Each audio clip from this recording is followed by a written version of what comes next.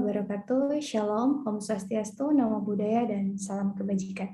Kami adalah peserta Latsar Calon Pegawai Negeri Sipil Mahkamah Agung Republik Indonesia, Angkatan 1, Kelompok 4. Ini adalah podcast kami yang ketiga.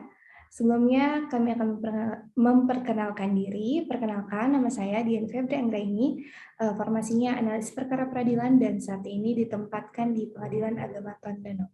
Mungkin perkenalannya akan dilanjutkan oleh teman-teman yang lain, dipersilahkan. Baik, perkenalkan nama saya Ririn Fatih Muhammad, formasi sama analis perkara peradilan dan sekarang penempatan di Pengadilan Agama Amur.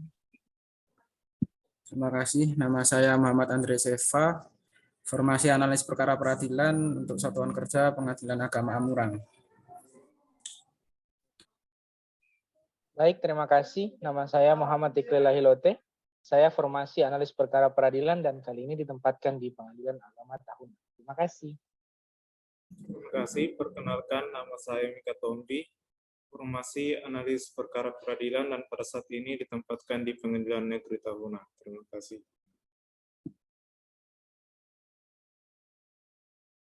Oke, baik. Terima kasih teman-teman sudah memperkenalkan diri. Oke, pada podcast kali ini kita akan berbincang-bincang tentang materi Smart ASN. Nah, kalau Smart ASN, kalau Smart kita terjemahkan ke dalam bahasa Indonesia tentunya ASN yang pintar.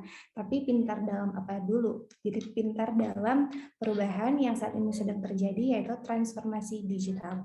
Nah, dalam podcast kali ini kita akan membahas berbagai transformasi digital tentang tantangan, hambatan, dan dampak-dampak positif, serta sikap dan perilaku yang harus kita tanamkan sebagai aparatur sipil negara.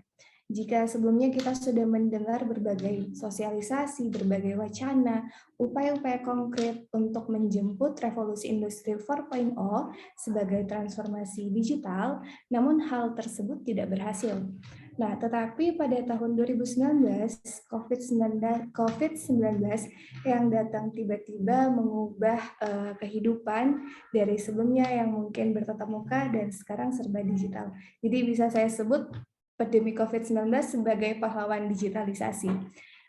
Tentunya di era digital ini kita dipaksa untuk masuk dan mengikuti segala perkembangan yang ada di dunia digital. Berbagai aspek kehidupan, sektor kehidupan itu terguncang dan dituntut untuk mengikuti pergerakan-pergerakan digitalisasi. Tentunya setiap perubahan ada plus dan minusnya. Digitalisasi tentunya banyak sekali dampak positif yang terjadi, tetapi di balik dampak positif ini banyak sekali tantangan-tantangan yang harus kita siapkan dan kita memerlukan pengetahuan yang mumpuni untuk menjadi seorang yang cakap digital, seperti literasi digital dan pilar literasi digital. Nah, terkait dengan literasi digital, mungkin sebelum kita masuk ke dalam literasi digital dan pengertiannya, kita perlu tahu dulu kenapa kita harus mempelajari literasi digital, karena ada percepatan perubahan atau transformasi digital yang harus kita paham konsep dasarnya seperti apa. Mungkin Kak Iqlil bisa membantu saya menjelaskan terkait dengan percepatan transformasi digital. Kak Iqlil, dipersilakan. Baik, terima kasih atas kesempatannya Kak Dian. Tadi openingnya sangat bagus. Nah, percepatan transformasi digital ya. Transformasi digital itu memberikan lebih banyak informasi, komputasi, komunikasi, dan konektivitas yang memungkinkan berbagai bentuk kolaborasi baru dalam jaringan dan aktor yang terdisverifikasi. Realitas baru ini menawarkan potensi yang luar biasa untuk dalam hal inovasi dan kinerja dalam organisasi. Di Indonesia sendiri, percepatan transformasi digital didukung sepenuhnya oleh pemerintah. Dalam visi misi Presiden Jokowi tahun 2019-2024 disebutkan bahwa masa pemerintahan yang kedua ini berfokus pada pembangunan SDM sebagai salah satu visi utama. Ada 5 visi Presiden Indonesia. Yang pertama adalah pembangunan infrastruktur, yang kedua pembangunan SDM, ketiga keterbukaan informasi, keempat reformasi birokrasi, dan yang kelima penggunaan APBN dan fokus dan tepat sasaran. Berdasarkan petunjuk khusus dari Presiden pada rapat terbatas perencanaan transformasi digital, bahwa transformasi digital pada masa pandemi maupun pada masa yang akan datang akan merubah secara struktural cara kerja, beraktivitas, berkonsumsi, belajar, berinteraksi dari yang sebelumnya ruri dengan kontak fisik menjadi lebih banyak ke daring ya, seperti sekarang ini. Nah, Presiden Jokowi juga menekankan ada 5 hal yang perlu menjadi perhatian dalam menangani transformasi digital pada masa pandemi COVID-19 saat ini. Yang pertama adalah perluasan akses dan peningkatan infrastruktur digital. Yang kedua, persiapkan betul roadmap transportasi digital dan sektor-sektor strategis, baik di pemerintahan, layanan publik, bantuan sosial, sektor pendidikan, kesehatan, perdagangan, industri, dan penyiaran. Yang ketiga, harus dipercepat interaksi antara pusat dan data nasional yang sebagaimana telah dibicarakan. Yang keempat, persiapkan kebutuhan SDM talenta digital. Dan yang kelima, persiapan terkait regulasi, skema-skema pendanaan dan pembiayaan transformasi digital dilakukan secepat-cepatnya. Itu sih Kak Dian. Terima kasih Kak Iqbal, penjelasan yang sangat komprehensif. Jadi ini perubahan yang harus kita pahami itu diarahkan langsung, diinstruksikan langsung oleh Presiden kita, Bapak Joko Widodo, untuk menjemput transformasi digital agar kita mendapat bonusnya, tidak mendapat minus-minus daripada transformasi digital. Terkait dengan literasi digitalnya, yang perlu kita pahami terkait dengan literasi digital, definisi, mungkin kompetensi, tantangan, penguatan, serta implementasi terkait dengan literasi digital seperti apa sih? Mungkin Kak Ririn Pratiwi Muhammad bisa membantu Dian untuk menjelaskan. Dipersilahkan, Kak. Baik, terima kasih Kak Dian atas kesempatannya. Jadi yang kita bahas sekarang kan literasi digital. Sebenarnya apa sih literasi digital itu?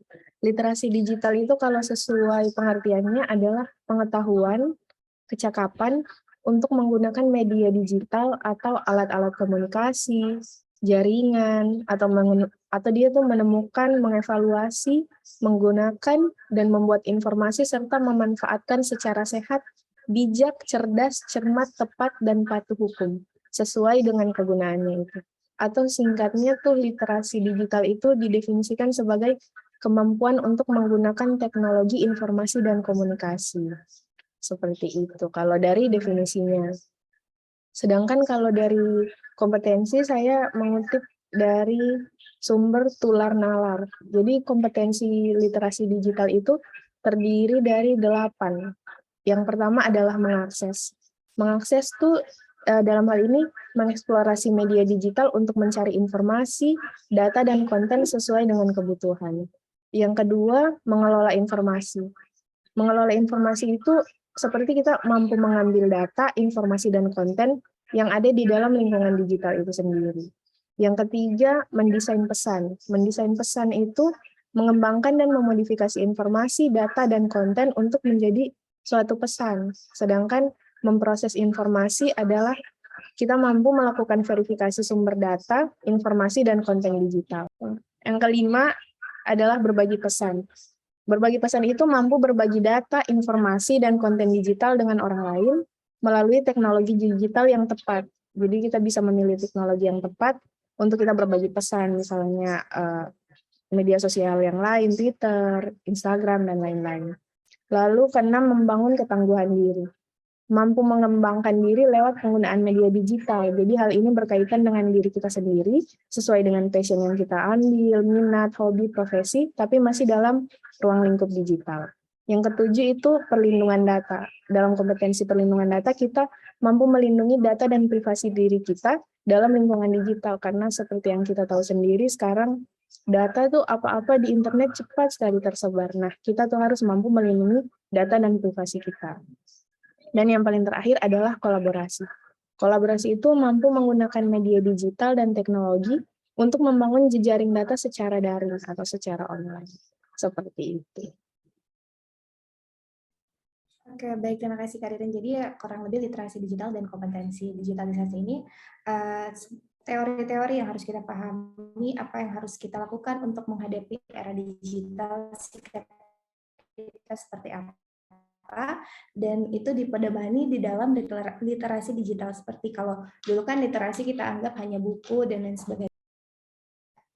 Oke, baik, terima kasih Kak Ririn tadi sudah menyimpulkan secara teori literasi digital sebagai panduan untuk beretika di era digitalisasi. Sekarang nih prakteknya, etikanya seperti apa kita sebagai warganet untuk beretika atau bersikap di dunia digital. Mungkin Kak Iqbal bisa dijelaskan seperti apa sih etika yang harus kita miliki sebagai warganet yang baik. Oke, baik, terima kasih Kak Dian. Etika bermedia digital ya. Etika bermedia digital ini kan adalah kemampuan, pada prinsipnya kemampuan individu dalam menyadari, mencontohkan, menyesuaikan diri, merasionalkan, mempertimbangkan dan mengembangkan tata kelola etika digital atau namanya netiquette dalam kehidupan sehari-hari. Nah, kalau saya nih contoh etika digital yang harus banget kita pelajari itu ada 3. Yang pertama, kita harus waspada dengan konten negatif. Saat ini kita untuk memperoleh informasi kan sangat mudah. Dengan bantuan HP atau telepon genggam ini sangat gampang untuk terhubung ke internet. Kita bisa mendapatkan berbagai informasi yang kita kehendaki maupun yang tidak kita kehendaki. Makanya kita harus waspada dengan konten-konten negatif seperti hoax, hate speech, cyberbullying, dan lain sebagainya. Yang kedua, ada interaksi bermakna di ruang digital. Nah, proses interaksi yang terjadi di media sosial ini kan merupakan bagian komunikasi sosial yang semakin kompleks dan dapat menimbulkan masalah jika tidak dikelola dengan baik. Permasalahan yang biasanya muncul terkait dengan privasi, hak cipta, pornografi, kekerasan online, dan isu etika lainnya. Nah, yang ketiga, kita harus paham tentang interaksi dan transaksi bijak. Nah, interaksi dan transaksi bijak ini contohnya ada 3 gitu. Yang pertama dalam jejaring pertemanan. Dalam jejaring pertemanan di media sosial, bertemanlah dengan orang yang kita kenal sebelumnya. Apabila itu teman yang baru, maka lebih baik kita telusuri dulu informasi tentang dia. Begitu. Apabila mencari teman baru, sebaiknya cari teman yang memiliki kesamaan. Cari pertemanan yang memiliki kesamaan pertemanan dan minat dengan kita.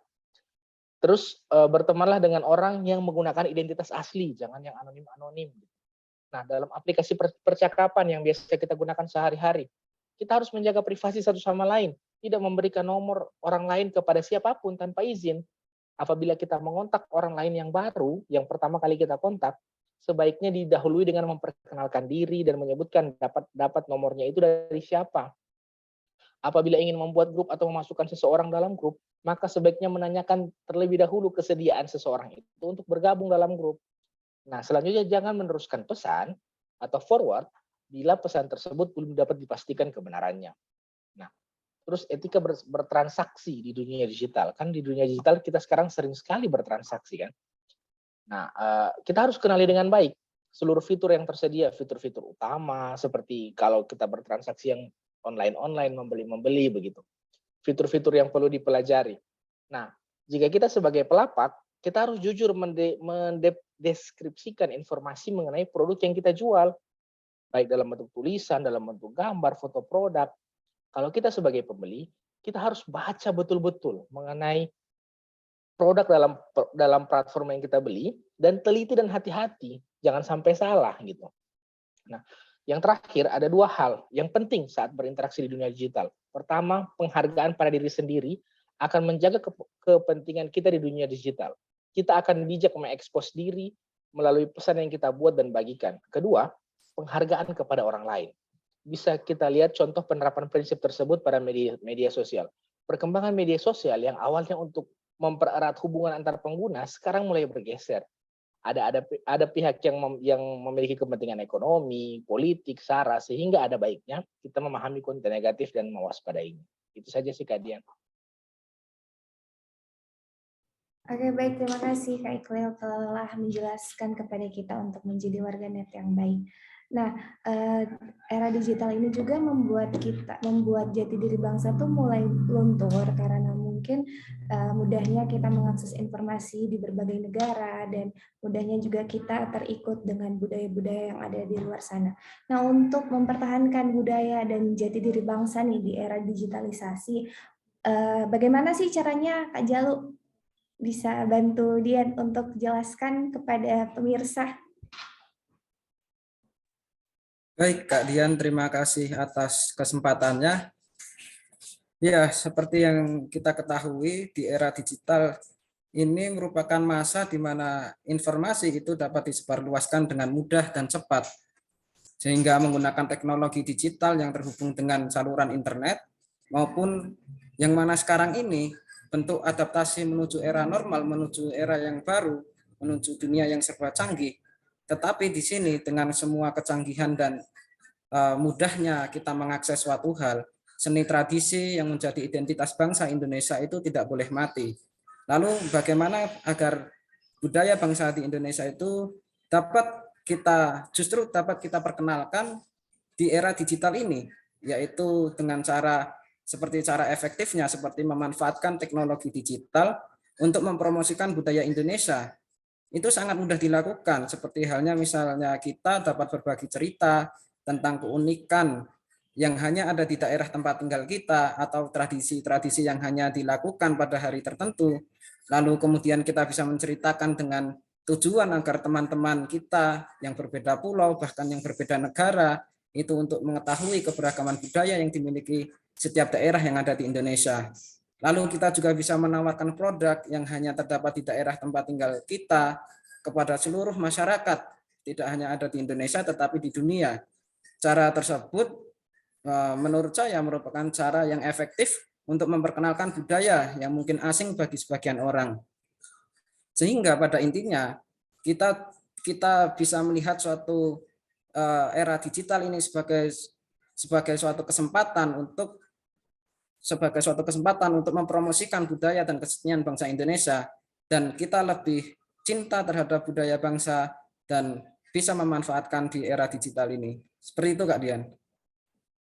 Oke, baik, terima kasih Kak Jalu. Jadi salah satunya kita bisa mempromosikan produk dalam negeri, juga bisa menggunakan produk dalam negeri. Sekarang sudah sangat banyak UMKM Indonesia yang hasilnya sangat bagus, dan jangan lupa tetap menanamkan Pancasila dan Bhinneka Tunggal Ika dalam dunia digital. Selanjutnya, mungkin kan tadi sudah disinggung Kak Ririn terkait dengan kompetensi, itu kita harus mengetahui keamanan dari data-data pribadi dan keamanan-keamanan yang ada di dunia digital.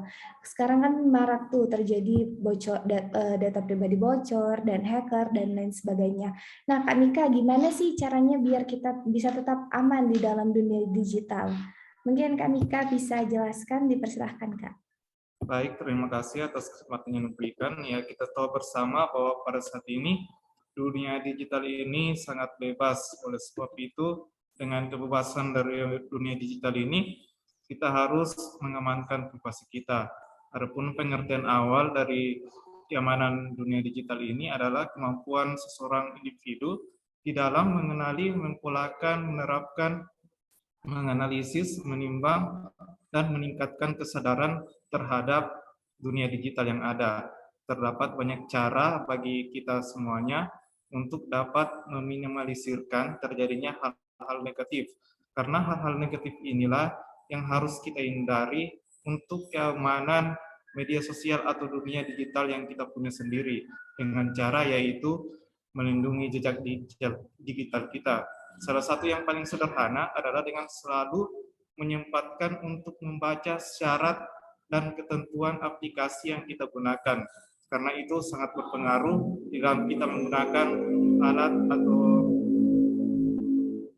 aplikasi yang kita gunakan, seperti media sosial dan juga situs web yang kita akses. Kebiasaan lain yang patut biasa dalam kita bermain di dunia digital yaitu adalah kebiasaan untuk membatasi jenis data yang kita bagikan, seperti jangan mengunggah informasi yang sensitif dari privasi kita seperti KTP, SIM, password, PIN, dan lainnya itu jangan diupload di media sosial. Dan mengenai keamanan, kita juga harus memproteksi perangkat keras yang kita punya dan perangkat lunak yang kita punya.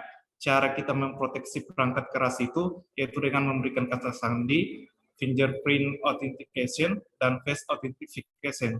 Dan untuk proteksi perangkat lunak bisa kita gunakan dengan cara Find My Device melalui aplikasi yang ada di perangkat lunak kita, backup data, dan juga kita bisa menggunakan antivirus sehingga data-data yang kita punya itu tetap aman di dunia digital. Terima kasih. Oke, baik, terima kasih Kak Mika.